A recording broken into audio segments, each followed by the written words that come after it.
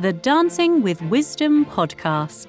Hello, and welcome to the Dancing with Wisdom podcast with me, cynical, as we continue to explore difficult and complex questions of life and learning to live and even dance with wisdom in our cynical and chaotic world. Well, we're continuing our conversation with John Wyatt. John, great to have you again with us. Yeah, thanks, Donald. Good to be here. And these conversations are friends talking about friendship. And John is in the process of writing a book on this very important subject.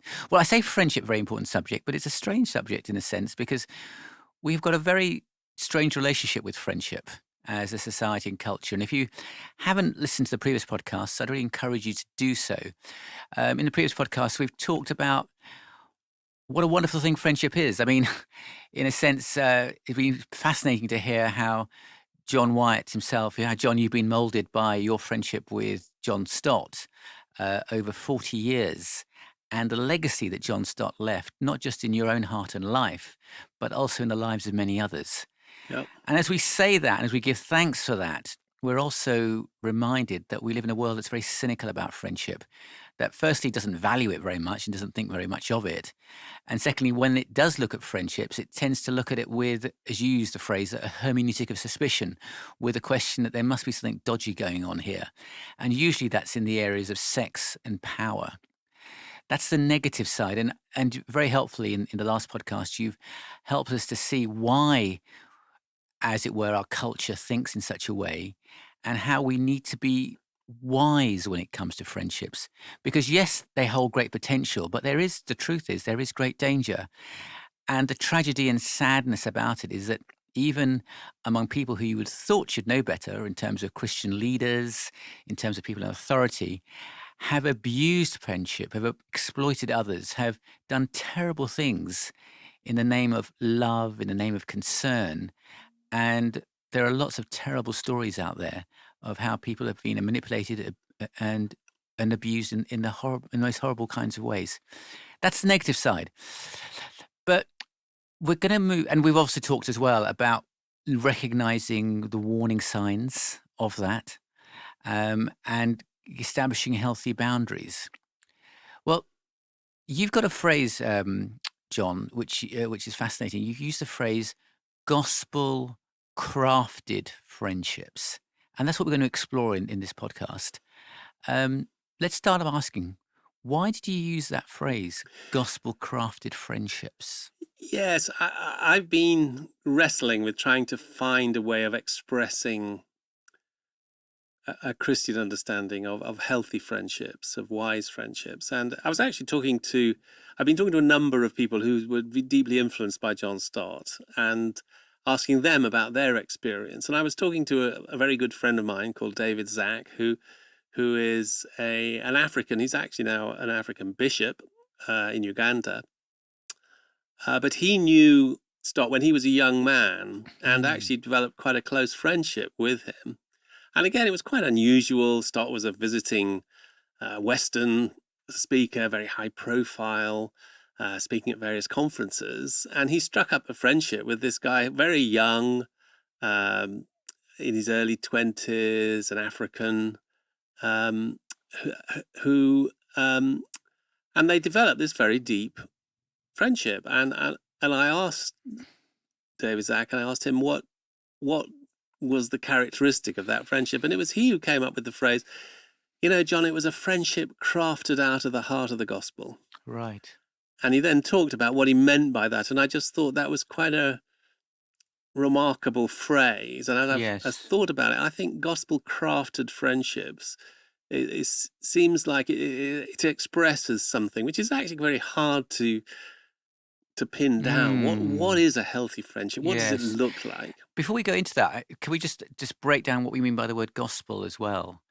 Yeah. Well, of course, it's a word we all know and use, but its literal meaning is good news. And apparently, the Greek word, which we find in the Bible time and again, was simply the common word used about any good news. So they would say, good news, tomatoes are half price, or good news, the Roman Empire has just conquered France. Yes. And then the early Christians came along and said, well, actually, we've got some even more amazing good news. And they just used exactly the same. Yeah, so the good news that Jesus is alive. It's good He's news. Conquered death. That's right. It's Yes. good news about Jesus. And we can have friendship with God.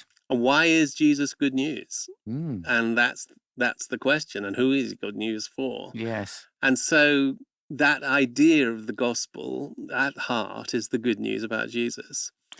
And so then the question is, well, how does the good news about Jesus craft? Yes. And I like that. And because I think you were previously thinking gospel-shaped friendships, but craft, it indicates there's something that's very almost artistic and creative about it, isn't it? Absolutely. And so one of the fascinating things about friendship, if you think about, the friendships you've got with different people, each one is absolutely unique. Yes. The relationship I've got with, I can think of some of my other close friends with Steve and with Rob and so on.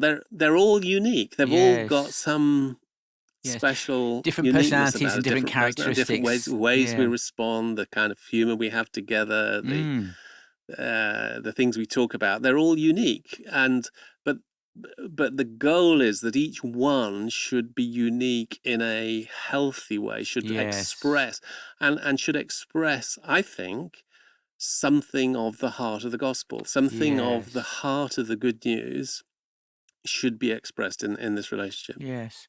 Okay, so we understand the why. So what does that look like? So what do gospel crafted friendships actually look like then? Well, and that's what I'm wrestling. I'm trying to write this book, and I'm still working away at these ideas. This is work in progress. But this is friends talking about friendship, friends talking about gospel crafted friendships. Yeah. There we are. Let's have that. But I think an obvious place to start is that gospel crafted friendships are based on the truth. The gospel, the good news about Jesus, is based on truth as opposed to lies, as opposed to deception. Yes. And as we've talked about previously, that's often where friendships go wrong, is where there's some element of deception, some element of me not being completely open and honest. Yes. And so I think one of the characteristics of gospel crafted friendships is that they are genuinely truthful and honest. And I'm being myself. Yes. And that means that sometimes I'm sharing stuff which is quite difficult or unpleasant or painful. Yes. But I want our relationships to be based on honesty and truth. Is that also saying, in a sense, based in reality as well? Based in reality, based in the way we are. And that means, I suppose, coming on from that real friendships are, I'm prepared to reveal something deep about myself, including making myself vulnerable. Yes. So actually, this obviously, we're not talking about marriage, but marriage is obviously a very special kind of friendship. But in marriage, when we get married, we have a certain fantasy in our head about what our spouse is like. And we have to, in a sense, be confronted with the reality of who they are.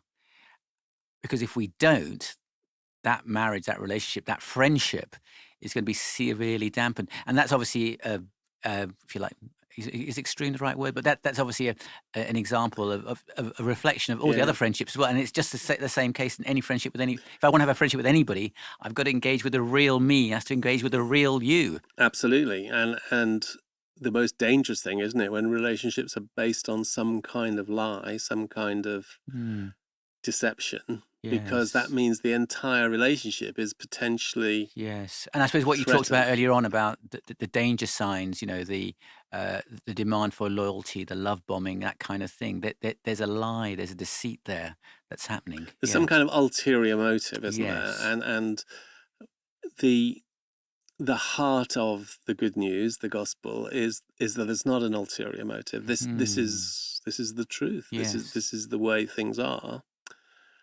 And that means, I think, that we should be prepared to make ourselves vulnerable, and particularly that may mean that the person who's the older person, if we're talking about a sort of intergenerational friendship, that it's the older person, the person in the position of power, who should be prepared at sometimes to make themselves vulnerable. And I can still remember, if I think about my relationship with Stott, Yes. I was, we'd been friends for maybe 2 or 3 years. I was a newly qualified doctor.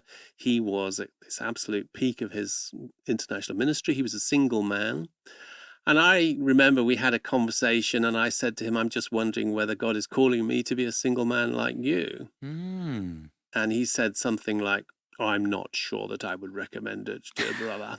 Right. And he then proceeded to talk about some of his own Oh, struggles wow. he's had as a single man, Wow. about the temptations, about Wow. women who'd set a cap at him, about the Yeah. loneliness, coming back late at night and not having anyone even to make him a cup of coffee. Yes. And I remember hearing this and thinking, Wow. gosh, if I was to broadcast publicly what I've just heard from the great John Stott, this would create an absolute scandal. Wow. And yet he's kind of modeling integrity Well, and he's secure enough in humility. himself to be open with you He about that is, as that's well. right. Yes. But he's, of course, he's also modeling trust. He's showing that he Yes. trusts me, Yes. and he's taking our relationship on to a deeper level. Yes. And so that he's making it safe for me to talk about some of my struggles. And so in a previous podcast, we talked about good secrets and bad Yes, secrets, and there are good secrets within healthy relationships where Mm. I haven't told anyone else this, but I just feel I can trust you and I want to Yes. share this with you. Yes. And I know that Stott didn't talk with lots of people about his Yes. birth struggle. For whatever reason, he felt that Yes. with me, it was somebody he wanted It to was share, safe to and do it was so. safe to do so. And that it would also be it would be good. helpful for me. Yeah, it'd be helpful for you to hear that, yes, from your perspective. That's wonderful. So we said truthful. You talked about appropriate vulnerability. What else? Yeah.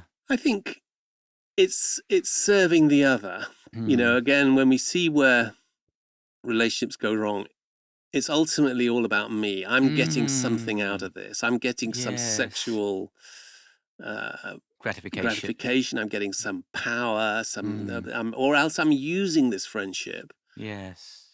Sometimes people use friendship in a kind of transactional way. I really Yes. want to be friends with him because he's very powerful. So if I could only be his friend, then that would That's be right. that would open up doors for me. I mean, actually, as a quick aside, it's always interesting. Reflection on others is, how does somebody treat somebody who has no value to them? Absolutely. That's a very interesting test of character, really.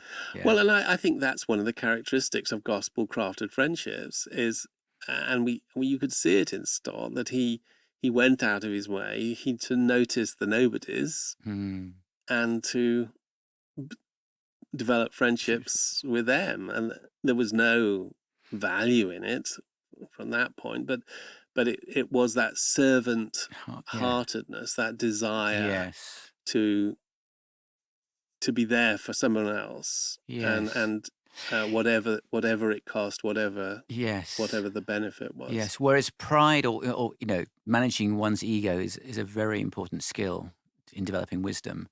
And if I haven't managed my ego, then I will be looking at others as either superior to me or inferior to me. But it's all about me. It's all about this sort of ruthless, unsmiling concentration on the self that is so damaging and ultimately carried to its conclusion leads to all these problems that we've talked about as well. Yeah. And related to this idea of being servant-hearted is something which might sound a bit strange, but I really believe is very important, and that is that gospel-crafted friendships are respectful. Yes. There is a sense in which of mutual respect. That I've got to remind myself that this person, even though they may be, from a social point of view, a nobody, they may be somebody with all kinds of problems, they may be somebody with learning difficulties or whatever else, they are still a unique human being made in God's image, and I must treat them with respect and not patronize them, not abuse them, not manipulate them, but say, this is a wonderful person that God has made. And so And interestingly, there's a sense in Christianity in which God himself treats us with respect. Mm. There's a Greek word which the early Christians chose to illustrate, to describe the love of God, which was agape. Yes. And apparently, one of the root meanings of agape in Greek is respect. Oh, wow. So Okay. that Yes. agape love is respect love. It's yes, it's love, but it's not pity. No. It's not manipulative. It's actually based on Yes. respect for the good of the other. Yes. I'm thinking of that phrase, God is the perfect gentleman, in terms of the fact that when we respect another person, is that you're not forcing the relationship. You're available and open to wherever it may go. And if it's going to go deeper, that's wonderful because that's going to be more enriching. But if it's not going to go deeper, that doesn't mean to say that I like or love you less. It is what it is. And I am, as it were, sufficiently secure Yeah. in myself that I'm not demanding that you be my friend. I'm not demanding that you open your heart to me or Yeah. you be completely vulnerable to me. Because then again, that's about my ego again. Yeah. That's about me trying to use you in a sense, to gratify myself is what Yeah. I'm doing. Yeah, You know, yeah. it might not be as bad as power and sexual abuse, but it's still it's a form of self-gratification, really. Yes, and actually, I think that's one of those warning flags. We talked Yeah, previously about what the red flags are. And I think if you're in this relationship and you feel yourself being constantly pulled in. pulled and, Yeah. coerced, manipulated, you should be thinking there's something not healthy about that. This Yes. is not genuinely based on Yes. respect, mutual respect. And I suppose, again, I suppose with the whole gospel-crafted friendship idea, thinking about this, is that there is a third person in the friendship, the third person of God, who's also a three persons in the Trinity. But in a sense, he's also directing this friendship as well. So I don't have to control it. I don't have to make it into something. I can be open. I can have ideas that I think, our friendship could be beneficial to us and to others. And this is the way I think it could be. But I'm not going to be wedded to that idea and it must go my way. And you have to do the things that I'm saying. And I'm demanding that you listen to me and that you be my friend and that we do A, B, and C. That's absolutely right. Yeah. And in fact, there's even a kind of mystical aspect to that, which Dietrich Bonhoeffer, Yes. the great Christian teacher and martyr, he wrote this wonderful book, Life Together, and Yes. he talks about words to the effect that as we develop as two Christian people, as we develop a deeper and deeper relationship, actually what's happening is that Christ is there in the midst between us. And what is drawing me to you is what I can find of Christ, what I can see of Christ in you. And what is drawing you to me is what you can see of Christ in me. So ultimately it is Christ who is the thing that is the person who is pulling us together. That reminds me, if you think of it's an example from marriage, but I think it applies to friendship as well, is that if you think of a triangle, at the apex of the triangle, you have God, and you have the two people, either in marriage or two friends. The closer they draw, the closer they get to God, the closer they come to each other. Yeah. This is a similar idea, isn't it? So, Yeah. and I think there are many other characteristics of the gospel which you could think about, but I think one of the most beautiful is the way that the gospel crosses barriers. So the natural, one of the dangers in friendships, isn't it, is that we only find people like ourselves. We find people who are just the same as us, who've got the same interests, the same social background, the same age, the same, and we're drawn to them just because they're almost like a mirror image of myself. Yes, but that makes me think. If there are two people who are thinking exactly the same, then one is unnecessary, and it sounds quite dull and boring, really. Yes. Just reflecting myself. And I think it certainly raises a question mark, doesn't it? Almost, is this some kind of idolatry that we're just, we're peas in a pod, we just do everything together? Yes. Whereas, in my experience, the most enriching and rewarding and profound friendships it's about the differences. It's the fact, hang on, I say this, but you see the world in this totally different way, and yet actually that's really interesting, and we can learn together. And don't we need that in our world and age today, where if somebody disagrees with me, that I just dismiss them as a nincompoop or as stupid, and I don't want to think, well, you see it that way, but I don't see it. Help me to see it. I can't see it. Yeah. You see the world blue, I see it green. And understand how do you see it blue? All that kind of stuff. Yeah, Yeah. absolutely right. And so this is the wonderful thing, I think, about the gospel of Jesus. The gospel of Jesus, as it's shown in history, has been this astonishing thing which can overcome social Yes, barriers. barriers. I mean, in the early church, it was often the barriers between Jewish people and the Gentiles, the non-Jewish people, and it was the church, which Paul says in Yes. Jesus, that dividing wall of hostility has been Yes. broken down. But that same message applies, to barriers of age, barriers of gender, barriers Yeah. of social class, of Yes. Yeah. education, of racial backgrounds, and so on. Yes. And the wonderful thing about these friendships is the way, and I think, going back to David Zack, my friend, Yes, who you said. the African, I think that was one of the things that so struck him. Here he was, an African in a poor country, young, inexperienced. Here was this Westerner, Yeah. white Yeah. Christian Completely leader, different. Yeah. completely different, and Yeah. yet Public there was school this, yeah, educated, everything. exactly, Yeah. Like exactly, that. and yet there Yeah. was this Yeah. a really deep bond. And he said what moved him so much was that when I think it was the second time they met, but Stott clearly was struggling with some very personal issue himself, and Mm. he said to Zach, can you pray for me? Can I share this with you? And I want you to pray for me. And Wow. The you know, and, vulnerability. and Yeah. Zach was thinking, this is strange but wonderful, the Mm. way, and so that's why I think this idea of friendship crafted out of the heart of the gospel Yes. is such a wonderful and liberating idea. That's beautiful. Yeah. So, and I was just thinking, the whole issue about John chapter 17, John's Gospel, chapter 17, and Jesus' prayer for his disciples, for his friends, to be one as he and the Father are one as well. Absolutely right, and I think you do find in the scriptures some wonderful visions of this kind of friendship, and one which I've found really fascinating and interesting is the relationship you find between the Apostle Paul and Yes. Timothy, Yes. a younger man, as an example of Yes. this kind of friendship. We're going to explore that in a moment, but can I just, before we get to that, just think about this issue around this mentoring and discipling? Because, mentoring is a phrase used a lot in the business world. Yeah.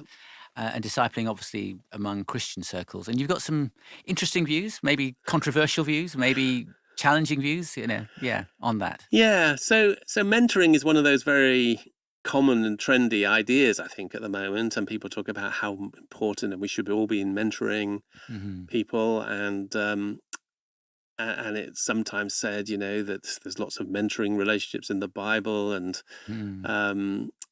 but I must say, I personally find that the concept of mentoring not very helpful because I've dug a bit into where does this come from, and it's very clearly it's a business concept. It comes from the States, and it's first started being used about chief executives of big companies, and who were having a mentoring relationship with another chief executive to make the company grow bigger and bigger and better and faster and all that. Yeah. So it's basically a business concept, and it is very transactional. The idea is, I'm the mentor, you're the mentee. I'm going to show you how to do this task better, how to lead your company, how to arrange a meeting, how to write a scientific paper or whatever. And then once you've learn that, then you can be a great man like me. Yeah, and you can say, and then you just move on, basically. And then I move on. And it's very hierarchical. I'm the mentor, you're the mentee. You haven't got anything to teach me. I mean, I'm the mentor. Okay, we're having this. Yeah. It's transactional. It's task orientated. Yes. It's time limited. Yes. So we'll have this mentoring relationship for 6 months, but after that, you're on your own. Right, yeah. And also it's exclusive. So, I mentor you. What are you doing meeting up with this other guy? I thought I was mentoring you, and I think that's really very different from what we've just been talking about. Yes. Which is much more a question of sharing oneself, of a two-way process of learning from one another. Okay. And then your views about Discipling. Yeah. Yeah, well, again, this phrase I hear some particularly more in America, I think, than in the UK, but of discipling, that I'm discipling him. And the idea is that then he's following me, and Okay. Yes. eventually I've got Yes. to disciple him so that he's then going to be able to serve Yes. Christ. Yes. So there isn't the vulnerability. It's very much, I've got to teach you the tools of the trade because you don't know it as well as I do. And so, yeah. Yes, and it's a kind of authoritarian thing. And of course, there's a relationship between discipling and discipline. I mean, immediately, if I'm discipling you and you're going wrong, then I've got to discipline you. I mean, that's part of That's the, part of it. Yeah. that's part of the deal. Yes. And yeah, the fascinating thing to me, again, as I've just been reading around this subject, is that in Matthew 23, Jesus explicitly says, so this was apparently very common at the time. The rabbi had their own disciples. They followed the rabbi around. And then eventually, after a while, they would become rabbis themselves, and then they would have their own disciples. And so it went on. Every rabbi had their own disciples. Yes. But Jesus explicitly says to his disciples, don't call anyone rabbi. Don't call anyone father. No. Don't call anyone teacher. You only got one teacher, Yes. one Lord, and that's God. Yes. And so it's almost like he explicitly says, don't follow the rabbis in terms of having disciples. Or having a sort of having a hierarchical system. Yeah. So, which is very different to what we see in our church, and that's probably the controversial thing, isn't it? Because we have ministers, and we have the clergy, and we have the lay, and we have this sort of hierarchical system as well. Yes, and the idea that discipling is something that the senior people should be doing. I personally increasingly feel that's not a helpful concept. What Jesus said is make disciples. Yes, we should be making disciples, but they're not my disciples. They're not. No. They are disciples of Christ. Yes. And we make disciples not by discipling. Yes. But by friendships. By friendship, that's what, yeah. By making ourselves vulnerable, by having all these things we've just been talking about. Yeah, that's lovely. So if we're coming to a conclusion, then we have the example of Paul and Timothy in the New Testament. And what are some of the things that come out from that friendship between the two of them? And I think you talked about some, we see that in the way John Stott related to yourself and to David that you mentioned as well. Yes, David Zach. David Zach as well. But what do we learn from Paul and Timothy? Well, I think these letters that we find in the epistles, the two letters to Timothy, there's letters to Titus, give us just a little snapshot, a little picture of this wonderfully intimate relationship between Paul, the aged disciple, the aged apostle who was, coming to the end of his life, and this young man, Timothy, who there was clearly a very deep affection. I mean, Paul says that Timothy's my own heart, my child. Yes. But there's clearly mutual respect here. He says, you're a servant of God, and he's pouring his heart into him. He's caring for him. And there's also sharing his own vulnerability. Paul talks about his failures. He talks about how he was a persecutor of Christ. And there's these wonderfully intimate little things. Come and see me and bring the parchments, and I miss you, and I long to see you again. So an appropriate affection and concern for each other. That our world finds very hard to understand. Yes, and which again is so unusual today, to see that kind of older man with a younger man, but in this non-manipulative but deeply intimate sharing, caring, praying, and encouraging, but not. There's very little in the way of rebuking. Paul says very little, very negative things to Timothy. It's this gentle encouragement, reminding him of the truth, and how to serve in the situations to which God has put him. Yeah. Well, John, thank you so much for bringing this fascinating area to us and allowing us to, as it were, discuss the drafts of your book, which isn't written yet, but it is such a important part of growing in wisdom, learning to, as it were, manage our relationships and particularly our friendships. And I think one of the things I'm left struck with is that true friendships last for eternity.